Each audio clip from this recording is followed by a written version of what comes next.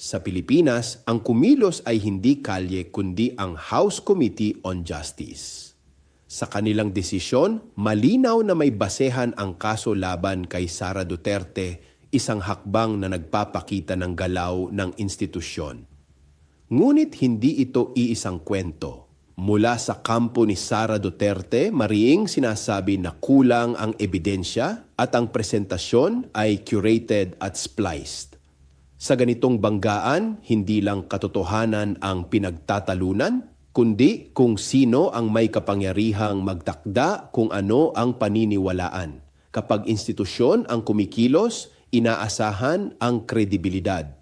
Ngunit kapag may duda, lumilitaw ang mas malalim na tanong, ang kapangyarihan ba ay ginagamit para sa pananagutan o para kontrolin ang daloy ng proseso?